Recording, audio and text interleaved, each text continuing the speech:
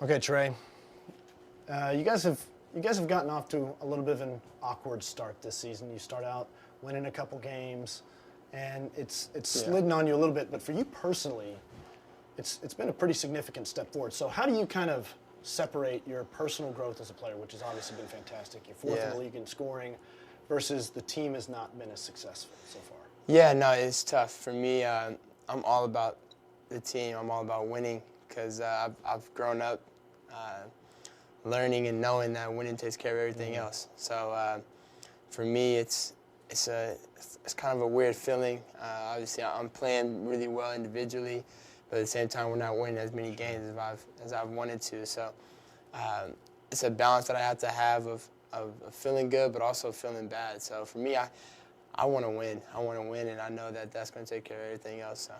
What was I think it's fair to say that your career got off to a little bit of a rocky start. Summer League didn't go great. You had some people doubting you. Yeah. And, was he going to be successful? And your first month was a little bit bumpy.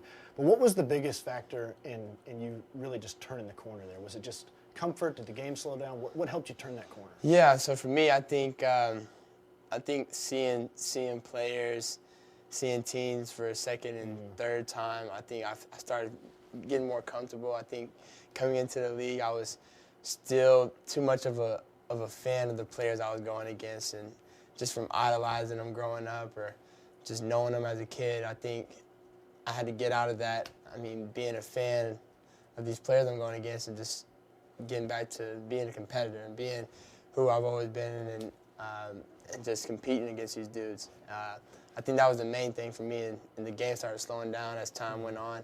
Obviously, I play a point guard position, the toughest position in the league, so it's something that you have to have as a point guard, that mentality of competing and at a high level. So once I figured that out, I started playing a lot better. I mean, I know you well, and you're not a guy that's going to lack in confidence, but was there a moment where you kind of thought, maybe I'm not going to be the same type of player, the guy that can kind of go out and get 35, 40, and maybe I need to adjust? Did you ever have a moment of like, maybe I'm not the same sort of player in the NBA? No, so a lot of people ask me that whenever I was going through that stretch of not shooting the ball well, not playing well.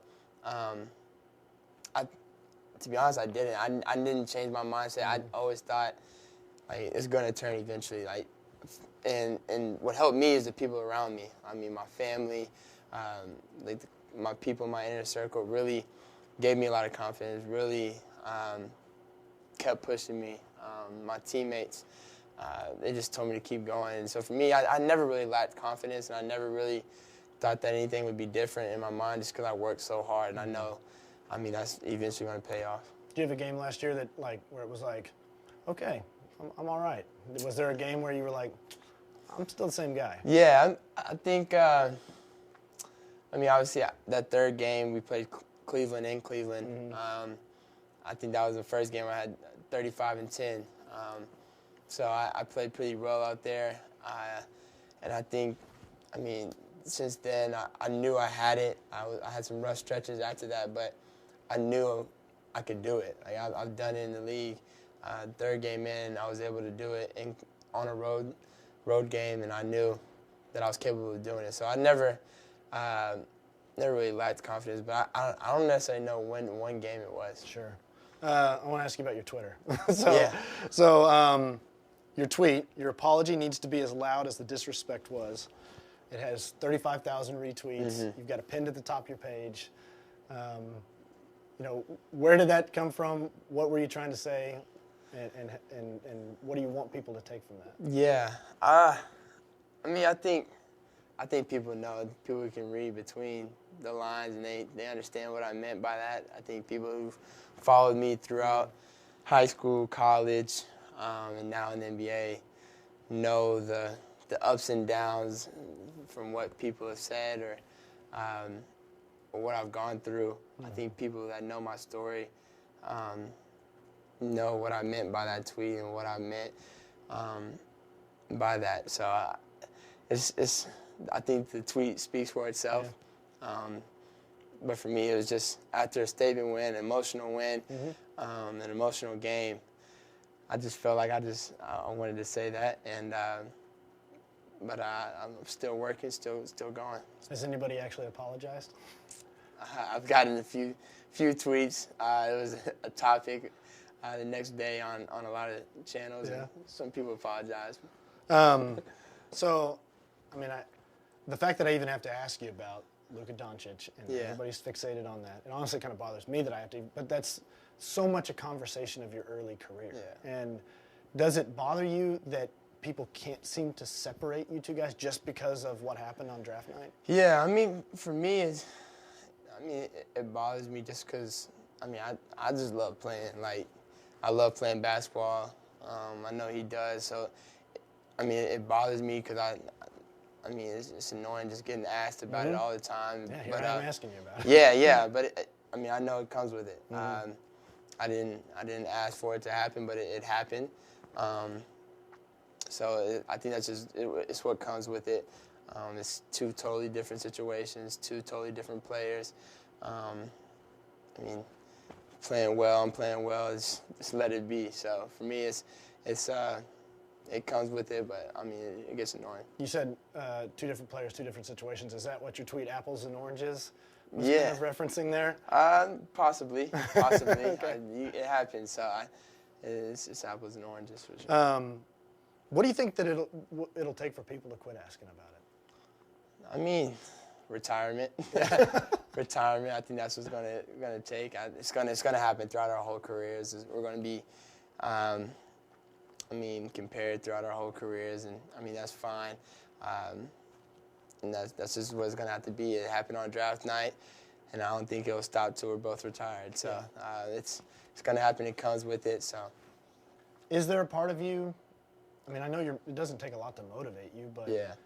the fact that he's an MVP candidate right now. Yeah. I don't know if you're following his games, checking his box scores. I don't know if you care that much, but is there a part of you that I do want to show people that the Hawks made the right decision, that I'm going to validate what they did on draft night? Obviously, there's a little bit of motivation there. I have a lot of different types of motivation. Obviously, that's a little bit of it.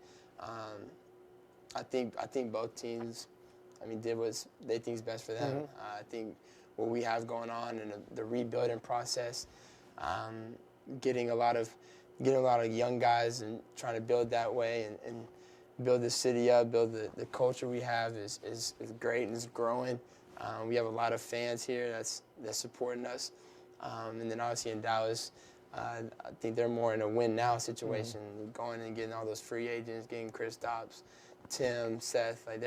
They got a lot of guys. That can.